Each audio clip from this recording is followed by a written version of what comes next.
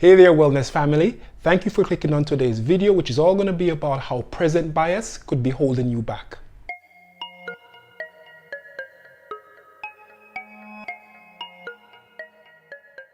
So if you're new to my channel, my name is Peter Gordon and I'm a graduate student working towards what will be an eventual doctorate in clinical psychology. I also happen to be a life and a health and wellness coach, and I make videos on mental health, fitness, wellness, and everything I hope can help you to lead your most profound life. And while you're here, don't forget to hit that subscribe button as well as the notification bell so that you're notified each week when I post a brand new video. Also feel free to like this video, share it, comment on it, and all that good stuff. Now let's get into the heart of today's topic. So today I'm going to be talking about present bias and how it could be holding you back. But before I get into that, if you're a regular visitor to my channel, then you've probably noticed that I've not posted a video in quite some time. To be honest, family, the reality is that I'm in the final stages of graduate work and life just got really hectic. So a lot of things, including making videos like this, just had to be put on the back burner. But things have cleared up a little bit right now, so I'm back on track, so let's get into it. So to give you some insight into what present bias is, let me first talk about why I'm making this video in the first place. So a few days ago, a good friend of mine reached out to me and she wanted to know how I was able to come to the conclusion in my mid-40s that not only was I very unhappy with my career and where my life was heading, I actually made the decision to do something about it instead of complaining and get stuck in analysis paralysis.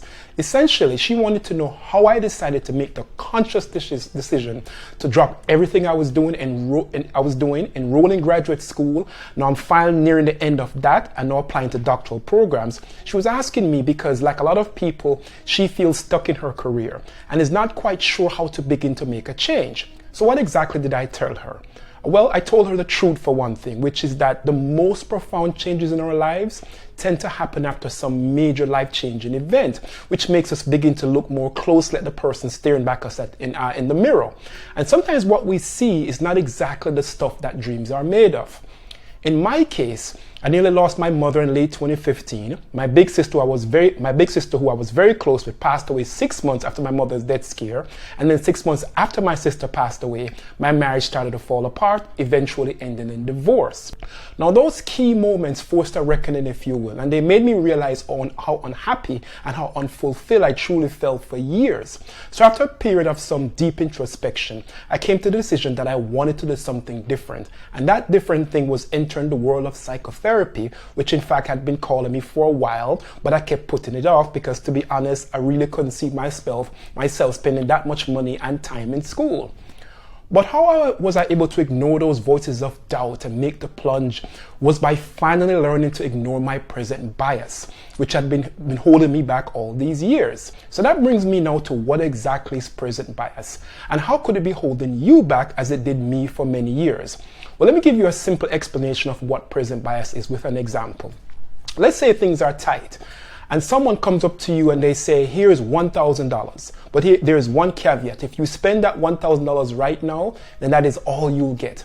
However, if you hold on to that money and don't spend one dime for 2 years, well, at the end of that 2-year period, you'll get an additional $5,000 on top of the $1,000 you already got. The question is, what would you do? Well, the answer seems simple, right? Just hold on to that money. But here's the wild thing. The research says that a lot of people will actually spend that money. Now, psychologists refer to this as something called hyperbolic discounting bias or current moment bias or simplified version of present bias.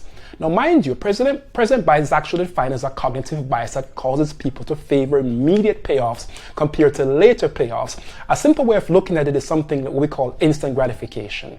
Now, that's what I did for a large part of my career, which is always to choose the quicker route to make the most money, but not necessarily take into account if whatever I was doing was speaking to me. So yes, when I went through those difficult periods, they were an initial catalyst for changes in my life.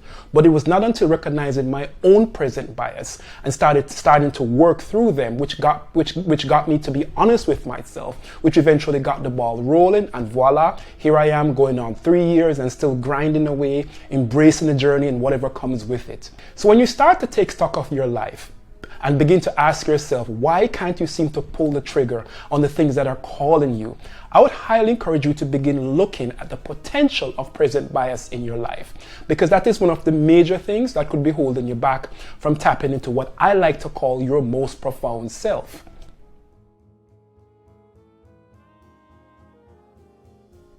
Well, I think there are two things you can do, and mind you, each one of these things can be effective on their own, but I believe they work better together.